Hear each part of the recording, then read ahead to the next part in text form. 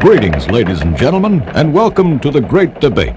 For our first crucial question, we call on Correspondent David Stinkley. Thank you, Walter. Mr. President, inflation is out of hand. How fast would you say prices are going up?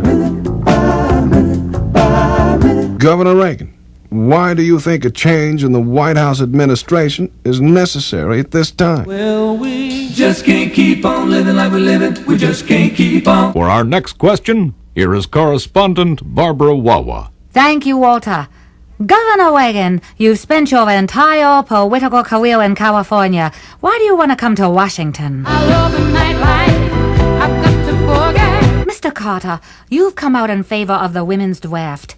If females do get inducted into service, any ideas on the official uniform? How about a pair of pink sidewinders and a bright orange pair of pants? Mr. Carter, you've won several important elections.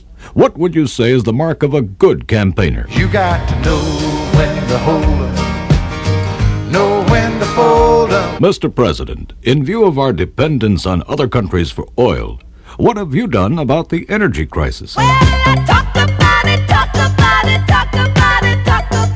Governor Reagan, according to your itinerary, you're spending all your time in the North and West. Why have you chosen not to campaign in the South? Oh, it's too hot. Mr. Reagan, you've done a lot of research on the president's background. What have you discovered about his character while he was governor of the state of Georgia? Everyone considered him the coward of the county. Mr. Carter, Governor Reagan has accused you of a wad of political double talk. What's your response to that accusation? The hip, the hip, hopper, you don't stop. Well, Mr. Reagan, the president claims his policies have helped to curb inflation.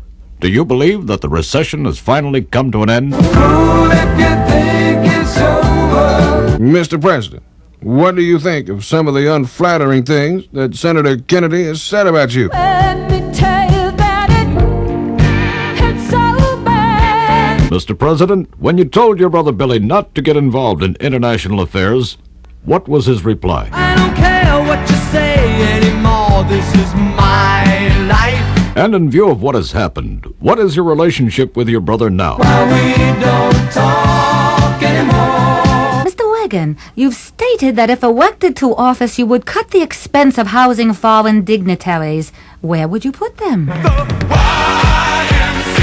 Mr. President, your opponent claims to have the answers to all our problems. What do you have to say about that? Don't fall in love with a dreamer. Mr. President, where do you place yourself in the Washington political scene? Top of the list, king of the hill. Mr. Reagan, some reference has been made to your age. In view of your years, what are you doing to keep in shape? Well, I'm older now and still running. Mr. Carter, what would you say is the cause of the growing problem of the population explosion? Crazy little thing called love. And one final question. This one for our listening audience, the American public. What do you think of all this politicking? Enough is enough is enough.